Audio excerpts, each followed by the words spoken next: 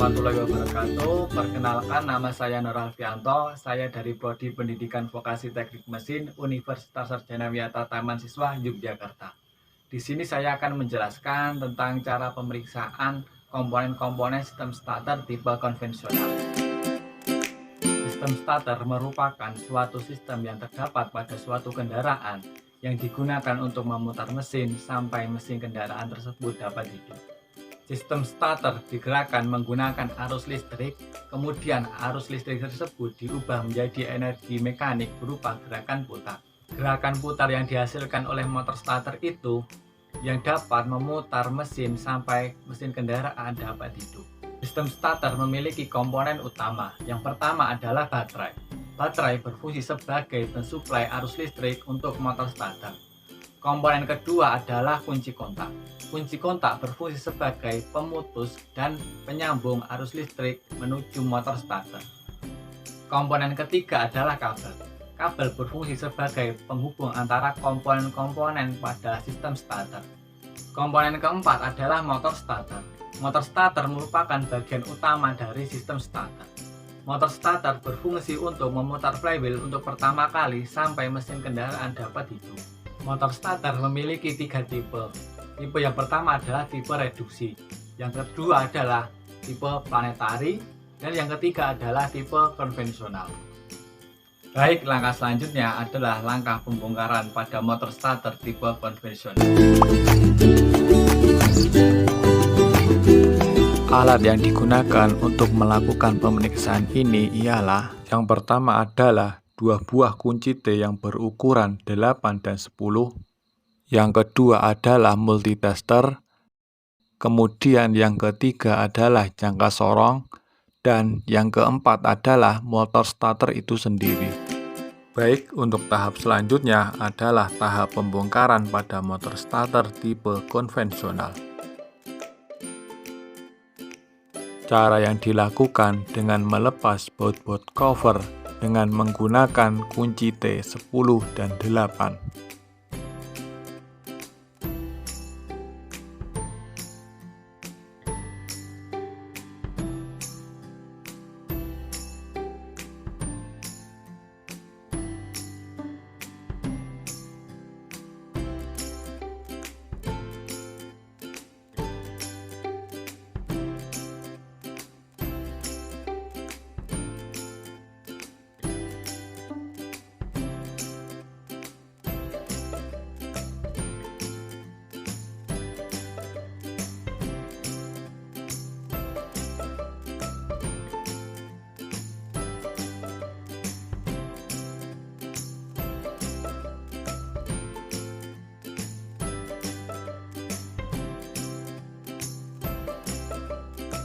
Setelah melakukan pembongkaran pada motor starter tipe konvensional, bisa dilihat komponen-komponen dari motor starter tersebut. Komponen pertama adalah magnetin switch.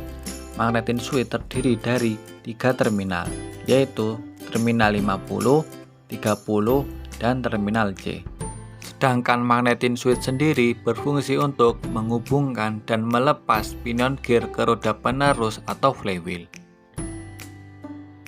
Komponen selanjutnya adalah armatur. Armatur sendiri memiliki beberapa komponen. Komponen pertama adalah armatur, komutator, starter clutch, dan pinion gear. Fungsi dari armatur adalah berfungsi untuk merubah energi listrik menjadi energi mekanik dan menghasilkan gerakan putar. Gerakan putar itulah yang digunakan untuk memutar flywheel sampai kendaraan tersebut menyala. Komponen selanjutnya adalah komutator. Komutator berfungsi sebagai pengalir arus dari sikat positif ke armatur dan dari armatur ke sikat negatif.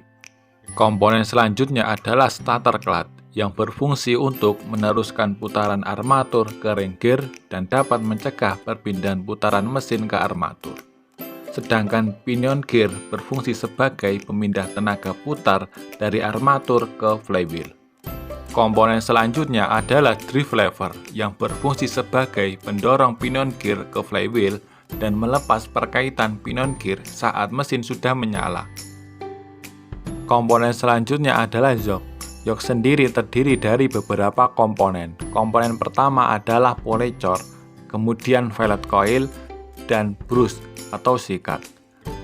Polecor sendiri berfungsi sebagai tempat violet coil sekaligus memperkuat medan magnet yang dihasilkan oleh violet coil. Sedangkan violet coil sendiri berfungsi sebagai pembangkit medan magnet yang dibutuhkan oleh armatur dari energi listrik menjadi energi gerak. Komponen selanjutnya adalah brush. Brush sendiri berfungsi sebagai penerus arus listrik dari violet coil ke armatur, kemudian ke massa melalui komutator. Pada motor starter terdapat 4 brush, yaitu 2 brush positif dan 2 brush negatif. Pemeriksaan pertama adalah pemeriksaan pull-in coil dengan menggunakan multitester dan magnetin switch. Langkah pertama, putar selektor pada posisi ohm, kemudian kalibrasi terlebih dahulu. Langkah selanjutnya, tempatkan probe pada terminal 50 dan terminal C. Kemudian lihat pada multitester. Tidak terjadi perubahan nilai ukur, berarti pull-in coil mengalami kerusakan dan harus diperbaiki. Pemeriksaan kedua adalah pemeriksaan hold-in coil dengan menggunakan multitester dan magnetin switch. Langkah pertama, putar selektor pada posisi ohm. Kemudian tempatkan probe pada terminal 50 dan bodi magnetin switch. Kemudian lihat pada multitester. Tidak terjadi perubahan nilai ukur, berarti hold-in coil mengalami kerusakan dan harus diperbaiki. Pemeriksaan ketiga adalah pemeriksaan kontak plat dengan menggunakan multitester dan magnetin switch. Langkah pertama, putar selektor pada posisi ohm dan tempatkan probe pada terminal 30 dan terminal C. Lalu tekan plunger. Kemudian lihat pada multitester. Tidak terjadi perubahan nilai ukur, berarti kontak plat sudah mengalami kerusakan. Pemeriksaan keempat adalah pemeriksaan diameter komutator dengan menggunakan jangka sorong. Langkah pertama, ukur menggunakan jangka sorong, kemudian lakukan pembacaan hasil. Apabila pada hasil pengukuran tidak sesuai dengan spesifikasi yang telah ditetapkan, maka lakukan penggantian. Pemeriksaan kelima adalah pemeriksaan hubungan antara segmen komutator dengan menggunakan multitester. Langkah pertama, putar selektor pada posisi ohm, kemudian tempatkan probe pada setiap segmen komutator. Kemudian lihat pada multitester, terdapat perubahan nilai ukur, berarti segmen-segmen komutator saling terhubung dan masih bagus. Pemeriksaan keenam adalah pemeriksaan hubungan armatur dengan massa dengan menggunakan multitester. Langkah pertama, putar selektor pada posisi ohm, kemudian tempatkan probe pada segmen komutator dan armatur. Kemudian lihat pada multitester, tidak terjadi perubahan nilai ukur, berarti tidak terdapat hubungan armatur dengan massa. Pemeriksaan ketujuh adalah pemeriksaan starter clutch. Dengan cara putar starter clutch searah jarum jam, maka pinion gear akan berputar bebas. Kemudian putar starter clutch berlawanan arah jarum jam, maka pinion gear akan terkunci. Pemeriksaan ke-8 adalah pemeriksaan panjang brush dengan menggunakan jangka sorong.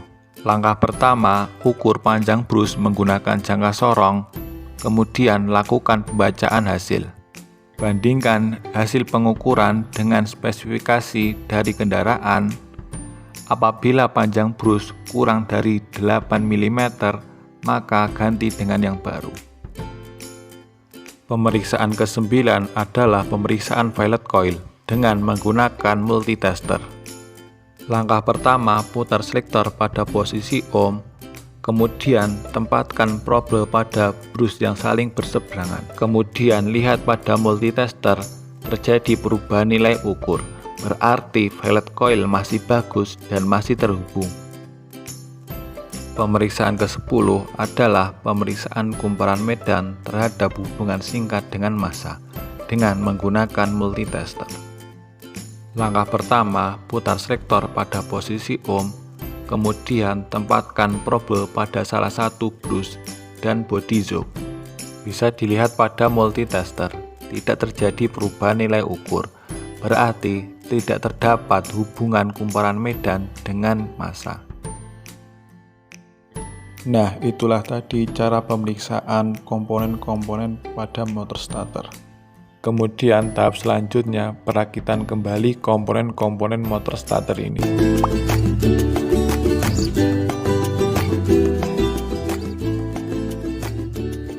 Langkah pertama dengan cara merakit armatur dan brush.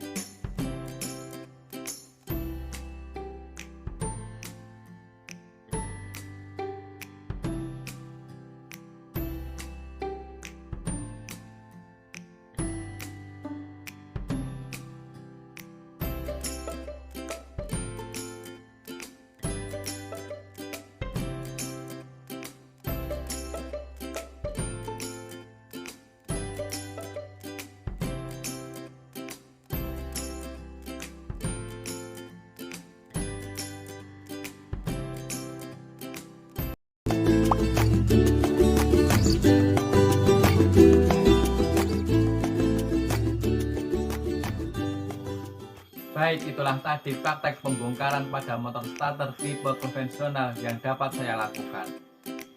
Terima kasih telah menyaksikan video ini. Ada kurang lebihnya saya mohon maaf. Wassalamualaikum warahmatullahi wabarakatuh. Salam.